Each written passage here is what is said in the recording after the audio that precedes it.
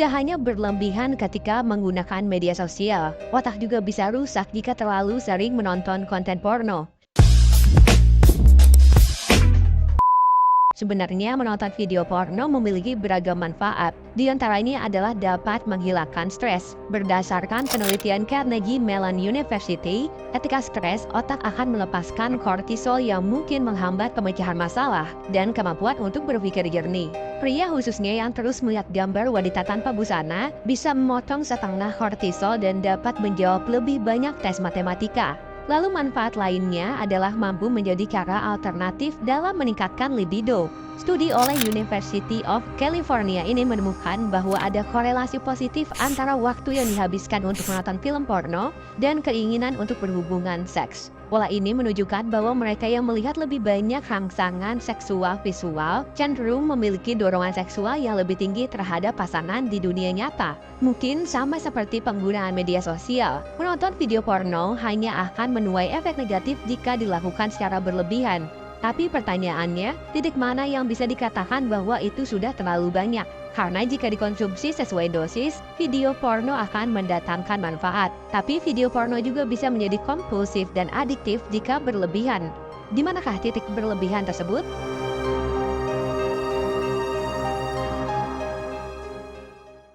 Pornodynamics is the law of FAP entropy, and it says that whatever you start out wanking to will get progressively more intense over time. And I think that this is sort of speaking to that ever sort of escalating amount of the wildness that you need to watch.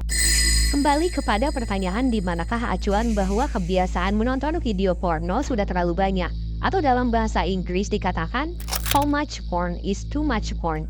Menurut studi tahun 2017 yang dilakukan Pornhub.com, situs webnya menerima 75 juta pengunjung setiap hari dan memiliki lebih dari 1 juta jam konten yang telah diunggah. Melalui angka-angka fantastis itu, bisa dikatakan bahwa menonton video porno bukanlah kejadian langka dan bukanlah masalah. Hal itu akan menjadi masalah hanya ketika mulai mengganggu tugas sehari-hari, misalnya memilih untuk menonton dibanding belajar, atau memilih menonton dibanding bekerja, dan sebagainya. Kalianlah sendiri yang bisa menjawab apakah kebiasaan menonton porno itu sudah berlebihan atau tidak. Kalian bisa menjawab pertanyaan itu dengan mengenali apakah menonton video tersebut bersifat situasional, seperti misalnya kemudahan akses, pelepasan stres, atau mencari variasi untuk dilakukan dengan pasangan. Lalu kenali juga dirimu ketika menginginkan konten porno lagi dan lagi. Perhatikan juga durasi menonton.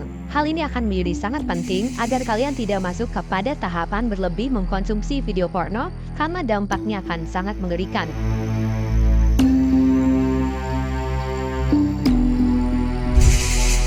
Mungkin titik di mana bisa dikatakan berlebihan setiap orangnya akan berbeda-beda. Perlu diingat jika konsumsi video porno memengaruhi tugas sehari-hari seperti Mimin katakan di atas, rasa jika tidak menonton dalam kurun waktu tertentu, durasi tonton yang luar biasa dalam sehari, dan banyak lagi. Maka, jika kalian mendapati hal itu bermasalah, maka kalian harus berkonsultasi dengan dokter. Sebuah studi menemukan hubungan negatif antara jam menonton film porno yang dilaporkan per minggu dengan volume materi abu-abu.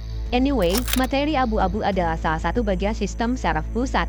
Materi abu-abu membentuk lapisan terluar otak dan berwarna abu-abu merah muda. Oleh karena itu dinamakan materi abu-abu. Warna abu-abunya berasal dari konsentrasi tinggi badan sel saraf di dalamnya.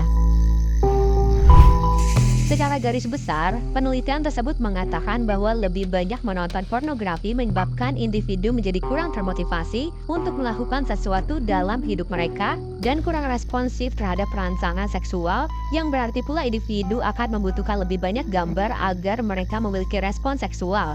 Individu yang menonton lebih banyak film porno kurang mampu memiliki reaksi seksual ketika mereka bersama pasangan di dunia nyata. Hilangnya reaksi seksual akan berdampak langsung kepada hubunganmu dengan pasangan. My view on women was really marred. I looked at women as a way of gratifying myself.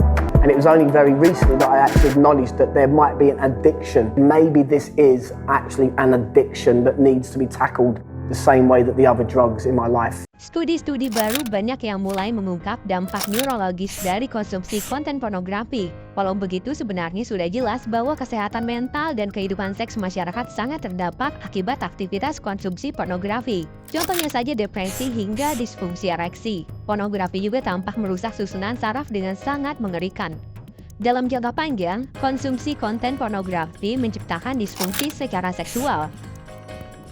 Konsumsi ini akan berakibat kepada ketidakmampuan individu dalam mencapai ereksi atau orgasme dengan pasangan di dunia nyata. Dalam sebuah studi yang diterbitkan MDPI.com mengatakan bahwa ada bagian otak yang beradaptasi ketika tubuh membutuhkan sesuatu. Kita misalkan saja membutuhkan seks. Lalu bagian otak itu akan mengingat kemana harus kembali untuk merasakan kesenangan yang sama. Kalau dopamin diperoleh melalui konsumsi konten porno, maka bagian otak itu akan mengingat hal-hal vulgar alih-alih pergi ke pasangan dan melakukannya bersama. Otak akan menggiring individu tersebut secara naluriah meraih ponsel dan laptop mereka ketika hasrat datang memanggil. Individu akan merasakan kebahagiaan semu setelah mengkonsumsi konten porno tersebut. Hal ini dapat merusak sistem dopamin di otak dan membuatnya tidak responsif terhadap sumber kesenangan alami. Inilah mengapa individu yang doyan porno mengalami kesulitan dalam mencapai gairah dengan pasangan di dunia nyata. Nah, ketika sistem dopamin di otak tersebut rusak, maka akan memicu depresi dan kecemasan.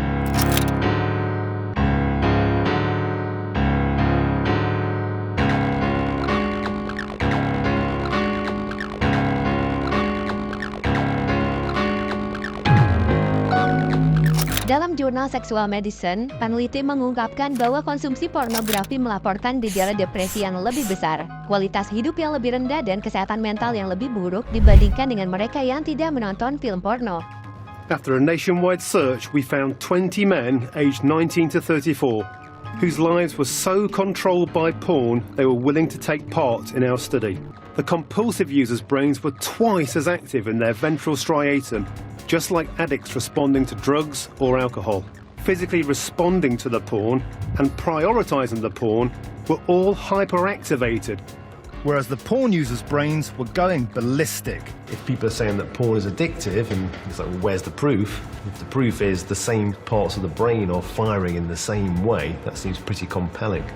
Yeah, compulsive pornography users do have parallels with substance use disorders. But already, the results are painting a pretty scary picture.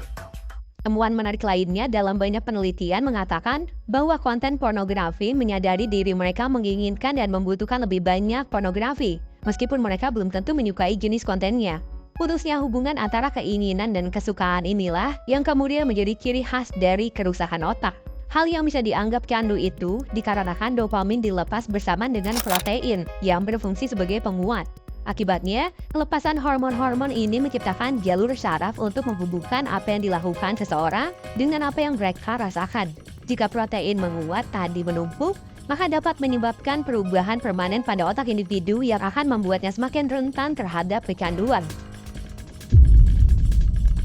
This is a scan of a sex addict brain, an 18-year-old sex addict brain. Normally, naked eye, you can tell that this is not particularly normal or healthy.